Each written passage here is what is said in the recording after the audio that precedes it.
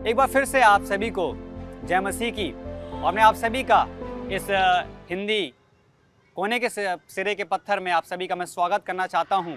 और आइए जो है, जैसे कि हम लोग इस पूरे कार्यक्रम में आगे बढ़ते जा रहे हैं। अब हमारा 12 अध्याय है और 12 अध्याय में हम आगे बढ़ेंगे और 12 अध्याय बताता है दोबारा जन्म के बारे में। इसका शीर्षक है दोबारा जन्म। तो आइए जो है इसके बारे में हम बात करेंगे, लेकिन इसके पहले हम अपनी आंखों को बंद करेंगे और हम प्रार्थना में जाएंगे। हे हमारे महान सर्वशक्तिमान जीवते ईश्वर, हम सभी को अपने हाथों से बनाने वाले प्रभु जी, आज की सभा को हम आपके हाथों में देते हैं। हम सभी के प्रभु जी अपने वचनों से आप बोलिए और बातचीत कीजिए, और जो भी कुछ हम सीखते हैं प्रभु जी, उसको सिर्फ सुनने वाले ना हों बल्कि उस पर अमल करके चलने वाले हो सकें। अपने श्रोताओं के लिए भी हम प्रार्थना करना चाहते हैं प्रभु जी, जो आज आपके वचन को सुनते हैं, आप उनको भी आशीषित करें, अनुग्रहित करें प्रभु जी। और जितने भी हमारे यहाँ पे युवा बैठे हुए हैं, हम सभी के लिए प्रार्थना करते हैं प्रभु जी कि आप उनसे भी आज बोलिए और बातचीत कीजिए, ताकि हम सभी आपके वचनों के अनुसार प्रभु जी उन आशीष को पाने वाले हो सकें जो आपने हमें से प्रत्येक के लिए रखी है। हम सभी अपने जीवन प्रार्थना को आपके हाथों में सौंपते हैं और इस प्रार्थना को आपके प्रिय बेटे प्रभु यीशु मसीह के नाम में होके मांगते हैं, आमीन। मेरे प्रियो, जैसा कि मैंने आपसे कहा कि हम लोग बात कर रहे हैं, हम बार बार मैं आपको इसको बताना चाहता हूं कि यहाँ पे कोने के सिरे का पत्थर जो है और कोई नहीं बल्कि प्रभु यीशु मसीह है। और यहाँ पे हम बात कर रहे हैं पार्ट 12 की, और पार्ट 12 भी जो हमें बताता है दोबारा जन्म या एक नया जन्म। तो आइए जो है मेरे प्रिय, हम देखते हैं ये दोबारा जन्म या नया जन्म क्या है।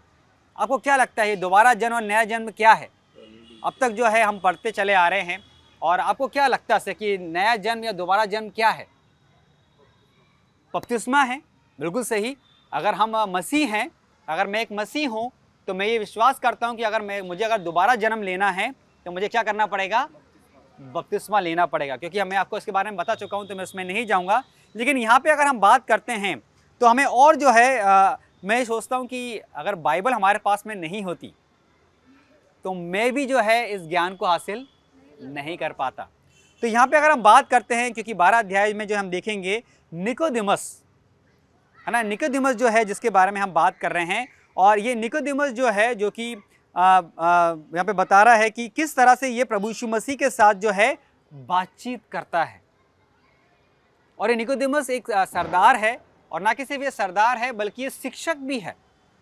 देखिए, आज जैसे मैं आप लोगों का शिक्षक हूँ, वैसे ही यहाँ पे भी निकोदेमस जो है वो एक शिक्षक है, लेकिन वो भी जो है प्रभु यीशु मसीह के पास में आता है। किसके पास में आता है? प्रभु यीशु मसीह के पास में आता है। देखिए, हमेशा हम ध्यान रखें, चाहे कितने से बड़ा ज्ञानी क्यों ना हो, बुद्धिमान क्यों ना हो, अगर मैंने कहता है कि जब तक हम प्रभु यीशु मसीह के पास में नहीं आएंगे, वो ज्ञान, वो बुद्धि, वो सामर्थ्य, वो शक्ति सब कैसी है? व्यर्थ है, बेकार है।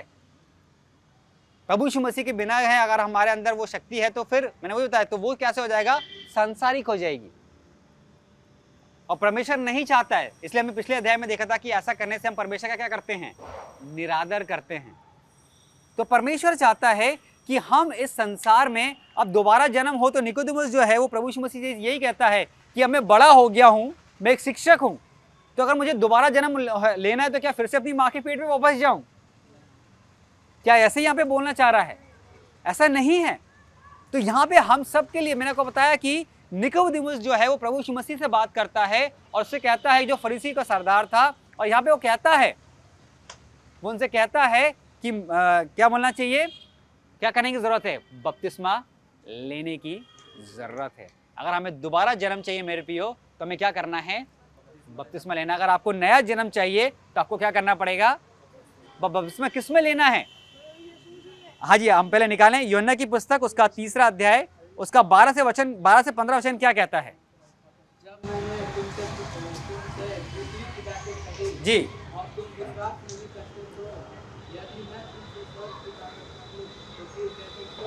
हाँ, अब देखिए यहाँ पे थोड़ा रुकते हैं, अभी अब हम यहीं पे पढ़ेंगे, फिर आगे आप पढ़िएगा उसको, अपनी उंगली वहीं रखिएगा। तो यहाँ पे आप बात कर रहा है, प्रभु यीशु मसीह निकोदेमस से बात कर रहे थे, और ना कि सिर्फ निकोदेमस से बात करते बल्कि वो हर एक मनुष्य से बोल रहे थे। आज जब यहाँ पे वो बोल रहे हैं कि इसको फिर से पढ़ दे, कौन सी बातें जो विश्वास नहीं करोगे बता रहे हैं? हाँ, प्रभु यीशु मसीह कौन सी बातें उनसे कह रहे हैं? देखिए बहुत, जब प्रभु यीशु मसीह ने बहुत बड़े बड़े आश्चर्यजनक काम किए तो वहां पे हम देखते हैं कितने लोगों ने विश्वास किया, कितने लोगों ने विश्वास किया। सिर्फ उस व्यक्ति के साथ जिसके साथ आश्चर्यजनक काम हुआ, सिर्फ उसने भर विश्वास किया या उसके परिवार वालों ने विश्वास किया। बाकी सब लोग क्या कर रहे थे? प्रभु यीशु मसीह का मजाक उड़ाते थे। तो यहां प्रभु यीशु मसीह कह रहे हैं कि जब मैं इस पृथ्वी पर रहते हुए तुमको जो काम दिखा रहा हूं तुम उसमें विश्वास नहीं करते हो, तो जो स्वर्गीय अगर तुमको मैं काम दिखाऊंगा तो तुम कैसे विश्वास करोगे? फिर आगे क्या कहता है जी भाई, पढ़े।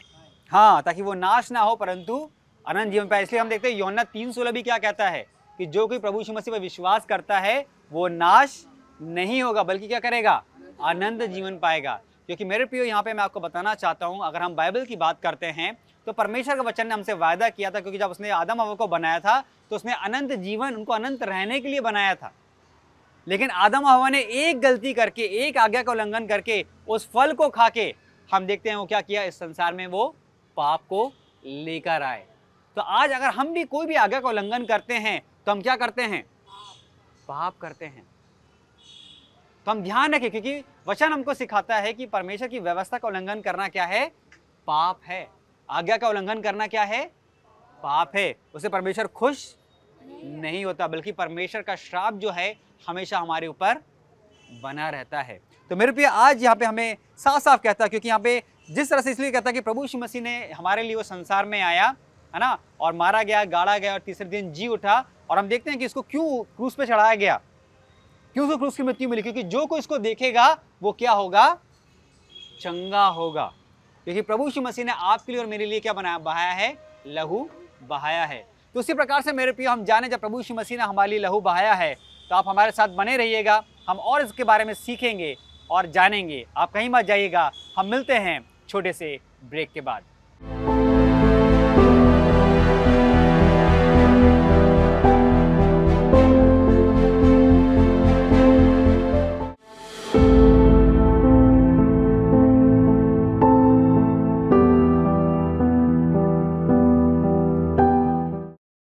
एक बार फिर से जो है दर्शकों, हम आपका स्वागत करना चाहते हैं और ब्रेक के बाद आइए, जैसा कि हम बात कर रहे हैं पार्ट 12 में, और हम नए जन्म के बारे में बात कर रहे हैं। और हम देखते हैं कि प्रभु यीशु मसीह ने जो है अपने लहू को हमारे लिए दिया, और हम जानते हैं कि ना कि सिर्फ प्रभु यीशु मसीह के लहू से हम आपको शुद्ध करते हैं, बल्कि अगर आपको नया जन्म पाना है तो हमें बपतिस्मा लेने की ज़रूरत है।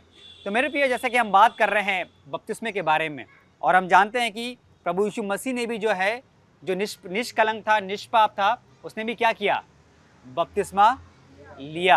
और हम जानते हैं कि बपतिस्मा जब उसने लिया तो हम देखते हैं उसके साथ में क्या हुआ था, है ना? पवित्र आत्मा जब ऊपर से आकाश खुल गया, है ना, और हम देखते हैं वहाँ से एक आवाज़ आई और कबूतर आया एक पवित्र आत्मा के द्वारा उसके ऊपर। और वहाँ पे हम देखते हैं कि वो क्या कहता है? आवाज़ क्या आई कि वो कहता है कि यह मेरा प्रिय पुत्र है जिससे मैं अत्यंत प्रसन्न हूँ। तो मेरे पे जब हम बपतिस्मा लेते हैं तो आप जानते हैं स्वर्ग में क्या मनाई जाती है? खुशियाँ मनाई जाती है कि एक आत्मा जो है वो प्रभु यीशु मसीह के नाम से जीत ली गई है।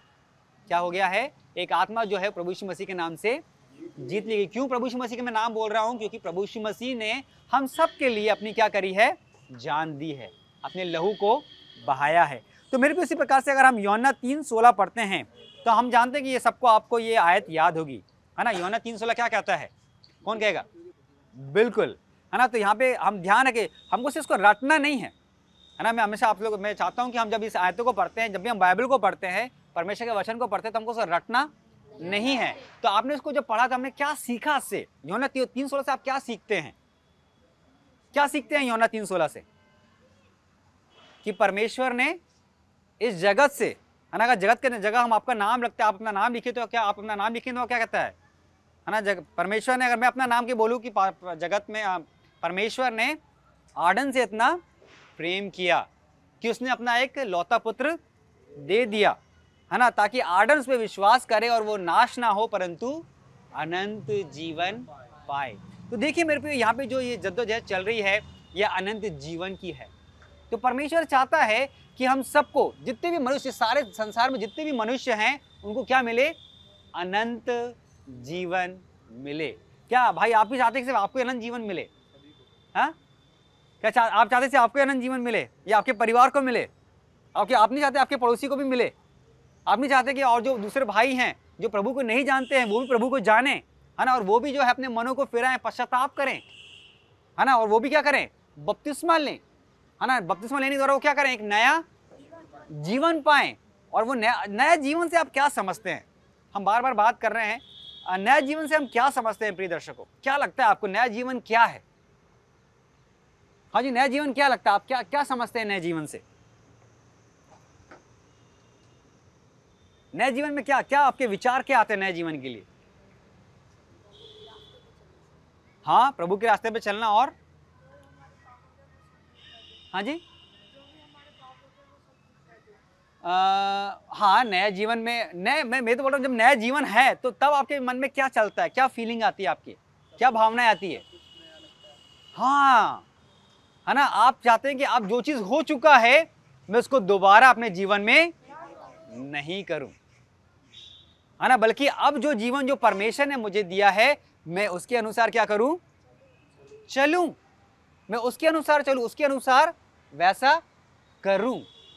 तो यहाँ पे हम देखते हैं मेरे प्रियो, और बहुत ही अच्छी बात है, जैसे मैंने आपको बताया, क्योंकि हमारी जो कहानी जिसके बारे में हम बात कर रहे हैं यूहन्ना 3:1-18 में, यहाँ पे हम देखते हैं कि निकोदेमुस जो कि वहाँ का सरदार था, फरीसियों का सरदार था, तो हम देखते हैं कि वो प्रभु यीशु मसीह के पास में आता है ना, और प्रभु यीशु मसीह से पूछता है कि नया जन्म के लिए या मैं अपने आप को क्या करूं, है ना। तो प्रभु यीशु मसीह से क्या कहते हैं कि क्या, प्रभु यीशु मसीह क्या बोलते हैं, है ना, कि तुमको क्या करना पड़ेगा, बपतिस्मा लेना पड़ेगा। तो यहाँ पे अगर हम बात करते हैं तो निकोदेमुस जो है, जो कि एक शिक्षक था, एक गुरु था, वो प्रभु यीशु मसीह के पास में आया और प्रभु यीशु मसीह ने उसके लिए मार्ग दिखाया, और उस मार्ग पे वो क्या करता गया, चलता गया। तो मेरे पे हम देखते हैं कि इतना ऐसा व्यक्ति, है ना, जो बोलना चाहिए गुरु था, जो हर एक चीज में शिक्षित था, जिसके पास ज्ञान था, जिसके पास बुद्धि थी, लेकिन फिर भी वो किसके पास में आया, प्रभु यीशु मसीह के पास में आया। और हम देखते हैं जब वो प्रभु यीशु मसीह के पास में आया तो क्या उसको उसके जवाब मिले, जो प्रश्न उसके मन में चल रहा था क्या उसको जवाब मिला। तो मेरे प्रियो, कई बार जो है हम इस बात को ध्यान रखें कि अगर आज मेरे मन में भी अगर बहुत सारे प्रश्न हैं तो मुझे किसके पास जाने की जरूरत है ना, प्रभु यीशु मसीह के पास जाने की जरूरत है। प्रभु यीशु मसीह कौन है? हाँ, प्रभु यीशु मसीह कौन है? वचन, है ना। हम जानते हैं ना, यूहन्ना की पुस्तक हम पढ़ रहे हैं, यूहन्ना की पुस्तक का पहला अध्याय, उसका पहला वचन क्या कहता है? हाँ, आदि में वचन था और वचन परमेश्वर था, और क्या था? हाँ, वचन परमेश्वर के साथ था। तो मेरे प्रिय, हम इस बात का ध्यान रखें कि परमेश्वर ने कभी भी अपने बच्चों को अकेला नहीं छोड़ा है, वो हमेशा उनके साथ में रहता है। तो यहाँ पे जो है अगर हम बात कर रहे हैं, अगर यूहन्ना 3:16 की मैं बात करता हूँ और हम देखते हैं कि बपतिस्मा जो है इंसान लेते हैं, तो क्या आप ऐसे ही बपतिस्मा ले लेते हैं? बपतिस्मा लेने के पहले क्या क्या करना पड़ता है, क्या प्रक्रिया है इसकी? हाँ, सबसे पहले हमको क्या करना है, किससे पश्चाताप करना है? पापों से। पहले हमको क्या करना है, पापों से पश्चाताप करना है। मुझे अपने मन को क्या करना पड़ेगा, जो मलाल है ना, जो गंदगी है, उसको क्या करना पड़ेगा, धोना पड़ेगा, है ना। अगर मेरा शरीर गंदा है तो मैं तो साबुन से धो सकता हूं, लेकिन मन गंदा है तो हमको क्या करना पड़ेगा, धोना। और किससे धोएंगे? प्रभु यीशु मसीह के पास जाना पड़ेगा, क्योंकि प्रभु यीशु मसीह ने हमारे लिए उस लहू को बहाया। हमारे शरीर के अंदर लहू बह रहा है कि नहीं बह रहा है? इसलिए बोलते हैं लहू में क्या है, शक्ति है। तो हम ध्यान रखें कि प्रभु ने जो हमें ये शक्ति दिया है, तो प्रभु यीशु मसीह के लहू से जो है, अगर आपको अंदर अगर शुद्ध आपको करना है तो आपको क्या करना पड़ेगा, प्रभु यीशु मसीह के पास जाना पड़ेगा। और एक वचन और मैं चाहता हूं उसके लिए पढ़ें, मत्ती की पुस्तक उसका 28 अध्याय उसका 19 वचन क्या कहता है? मत्ती की पुस्तक उसका 28 अध्याय उसका 19 वचन क्या कहता है? मत्ती 28 का 19, मत्ती 28 का 19 क्या कहता है? मत्ती 28 का 19, अगर किसी भाई के पास है तो निकालें। मत्ती रचित सुसमाचार उसका 28 और उसका 19 जी। इसलिए तुम जाओ, सब जातियों के लोगों को चेला बनाओ जी, और उन्हें पिता और पुत्र और पवित्र आत्मा के नाम से बपतिस्मा दो। हाँ, तो यहाँ पे क्या कह रहा है, प्रभु क्या चाहता है ना, यहाँ पे साफ साफ कह रहा है कि इसलिए तुम जाओ और सब जातियों के लोगों को चेला बनाओ। क्या बोल रहा है? चेला बनाने के लिए, है ना। प्रभु यीशु मसीह के साथ लोग क्या थे, जब उसके चेले उसके पीछे चलते थे तो यहाँ पे प्रभु चाहता कि हम उसके क्या बने, चेला बने, मेंबर ना बने, है ना। मेंबर जो होता है वो फॉर्मेलिटी करता है, लेकिन चेला जो है वो फॉर्मेलिटी नहीं करता है। तो मेरे पे यहाँ पे हम ध्यान रखें, इसलिए कहता है कि तुम हर एक जाति के लोगों को चेला बनाओ, उन्हें पिता पुत्र और पवित्र आत्मा के नाम से बपतिस्मा दो। तो मेरे प्रियो, यहाँ पे परमेश्वर हमसे यही चाहता है कि हम जो हैं प्रभु यीशु मसीह के नाम से जो है पिता पुत्र पवित्र आत्मा के नाम से लोगों को चेला बनाएं। तो आप इसी तरह से हमारे साथ जुड़े रहिएगा, हम चर्चा में आगे बढ़ेंगे। और आगे बढ़ने के पहले आइए जो हम छोटे से ब्रेक में जाएंगे, आप कहीं मत जाइएगा, हम मिलते हैं एक छोटे से ब्रेक के बाद।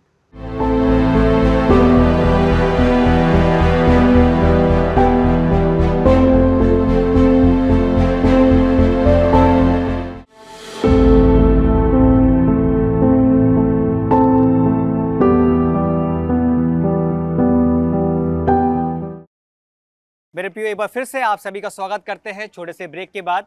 और हम जैसे कि पार्ट 12 में हैं और हम लोग देख रहे हैं, क्योंकि यहाँ पे हम सीख रहे हैं नए जन्म के बारे में। और हमने बहुत सारी बातें जो है इस पर मनन किया है, चिंतन किया है। निकोदेमुस के बारे में हमने सीखा, प्रभु यीशु मसीह के बारे में हमने देखा। तो मेरे प्रियो, आइए जो है हम आगे बढ़ेंगे और अब हम प्रश्न उत्तर में जाएंगे। और हमारे साथ जो यूथ है, मैं उनसे चाहूँगा कि मैं उनसे प्रश्न करूँ। और मेरे प्रियो, जैसे कि हम लोग बात कर रहे हैं, है ना, हम बात कर रहे हैं नए जीवन की या नए जन्म की हम बात कर रहे हैं। तो नए जन्म के बारे में हमें आपसे कुछ प्रश्न जो है पूछना चाहूँगा। तो यहाँ पे पहला अगर मैं पूछूं कि नया जन्म से आप क्या समझते हैं, नया जन्म से जो है आप क्या समझते हैं? हाँ, वेरी गुड। तो हम देखते हैं जब हम बपतिस्मा लेते हैं मेरे प्रियो, तो यहाँ पे बता रहा है कि नया जन्म जब हमें मिलता है बपतिस्मा लेने के बाद, क्योंकि हमने सारी चीज़ें क्या कर दी है, दफना दी है ना। बपतिस्मा जो हम डुबकी का बपतिस्मा लेते हैं, जब हम पानी में जाते हैं, इसका मतलब क्या होता है, हमने जो भी गलतियां की हैं, गुनाह किए हैं, जो भी हमने किए हैं पुराने समय में, है ना, वो क्या हो गया, हमने उसको गाड़ दिया है। अंदर जाना मतलब हमने इसको क्या कर दिया है, गाड़ दिया है। अब वो दोबारा जब हम उठते हैं तो हमको क्या हो जाता है, एक नया जीवन मिलता है। तो अब जो है उस नए जीवन में हम उन गलतियों को हम दोबारा ना दोहराएं। बहुत बहुत अच्छा भाई, बहुत अच्छा आपने बिंदु बताया कि पहली बात जो है हमें देखना है, जब नया जीवन मिला है तो हम ध्यान रखें कि नए जीवन में हम वो गलतियों को दोबारा, क्योंकि अगर हम फिर से दोहराएंगे तो क्या होगा, क्या वो नया जीवन कहलाएगा? नहीं कहलाएगा। हम वैसे ही हैं, हम मैले चितरे ही हैं, है ना। क्योंकि बाइबल बोलती है मनुष्य के काम कैसे हैं, मैले चितरे के समान हैं। तो हमेशा हम ध्यान रखें कि वो नया जीवन भी हमको कौन दे रहा है, प्रभु यीशु मसीह दे रहा है। ठीक है। और आपको क्या लगता है, और आपको क्या ऐसा लगता है कि नया जीवन से आप और क्या समझते हैं, क्या है नया जीवन? हाँ, जब हम नया जीवन को पा लेते हैं तो मेरे प्रियो, यहाँ पे हमें देखना है कि जब नया जीवन को हम पाते हैं तो हमें क्या करना चाहिए, परमेश्वर के रास्ते पे चलना चाहिए।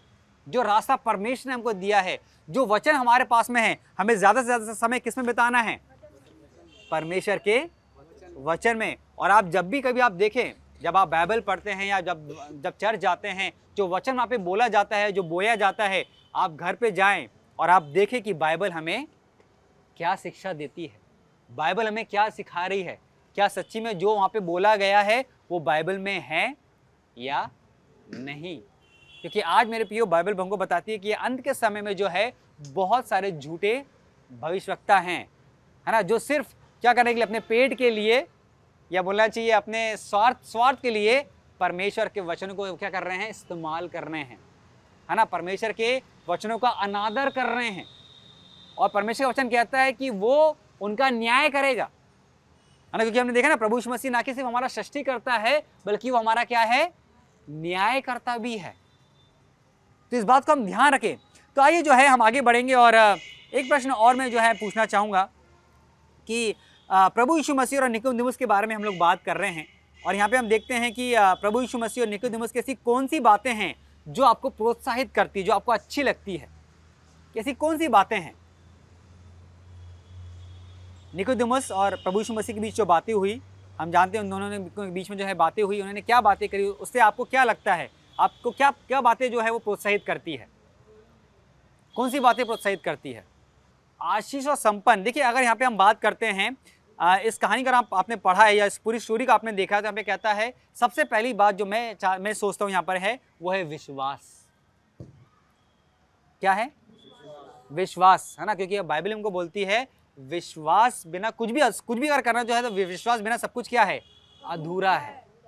अगर मैं विश्वास ना करूं तो क्या वो हो जाएगा, है ना। तो मेरे एक बॉस है, मेरे पादरी साहब हैं, उन्होंने मुझसे कहा था कि अगर मैं किसी काम को करने के लिए हाँ कह देता हूं तो 50% मेरा काम जो है वो क्या हो गया है। अभी निश्चय कर लो, अगर आपने वहाँ से घर से निर्णय करके आया कि मैं हापुड़ में आके पढ़ाई करूँगा तो 50% आपका काम हो गया। लेकिन 50% काम जो है वो आपके ऊपर निर्भर करता है कि आप कितनी मेहनत करते हैं, है ना, आप कितना अपने आप को तैयार करते हैं। तो मेरे प्रिय उसी प्रकार से यहाँ पे हम बात करते हैं तो सबसे पहला जो आता है वो है विश्वास। तो मुझे अपने आप में विश्वास तो करना पड़ेगा ना। और मैं अगर मेहनत नहीं करूँगा, मैं अगर अपनी तैयारी नहीं करूँगा तो क्या मैं कोई भी परीक्षा में पास हो सकता हूँ? नहीं। तो सबसे पहला क्या है?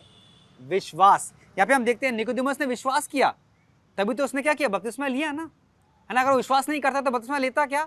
आज जितने भी मनुष्य हैं मेरे प्रियो, वो अगर विश्वास ना करें तो वो बपतिस्मा नहीं लेंगे। ठीक है, तो सबसे पहला है विश्वास। दूसरा शब्द क्या है? उसने अपने आप को क्या कर दिया? समर्पित कर दिया, समर्पण, है ना। हमारे अंदर क्या होना चाहिए? समर्पण की भावना। आप यहाँ पे क्यों आए हैं? क्योंकि आप अपने परिवार के प्रति समर्पित हैं। आप चाहते हैं कि मैं अपने जीवन में आगे बढ़ूं, कुछ बनूं, ताकि अपने परिवार को क्या कर सकूं? मैं हेल्प कर सकूं, उनकी सपोर्ट कर सकूं, उनकी मदद कर सकूं। तो उसी प्रकार से जो है समर्पण बहुत ही जरूरी है। अगर मैं अपने आप को समर्पित नहीं करूंगा प्रभु के लिए तो मैं कैसे फिर मैं अपने आप को तैयार करूंगा? किसके लिए? बपतिस्मे के लिए। सबसे पहला क्या है? विश्वास। दूसरा क्या है? समर्पण। और समर्पण अगर विश्वास रहेगा, समर्पण रहेगा, तब मैं जाके क्या करूंगा? बपतिस्मा लूंगा। तो यहाँ पे निकोदेमुस और प्रभु यीशु मसीह के बीच यही तो बातें जो हमें प्रोत्साहित कर रही है। इन बातों को हमें क्या करना है? ध्यान लगाने की जरूरत है। और आखिरी में जो है परमेश्वर के वचन में बने रहने। जब वो नया जीवन मिलता है तो हमें परमेश्वर के अनुसार उसके वचन में बने रहने की जरूरत है। तो मुझे लगता है कि आपने इन सब बातों से बहुत सारी चीज़ें सीखी है। और मैं चाहता हूँ कि जब आप ही बपतिस्मा लें तो सोचें कि आपको अपने जीवन में क्या करने की ज़रूरत है। तो मेरे प्रियो, आप लोग कहीं मत जाइए। हम देखते हैं कि अब हम यहाँ तक जो है सीख चुके हैं और बहुत सारी बातें पे हमने निर्णय किया। तो आइए जो है हम 12 अध्याय को समाप्त कर रहे हैं, हम समाप्ति की ओर हैं। आइए जो है हम अपनी आंखों को बंद करेंगे और हम प्रार्थना करेंगे।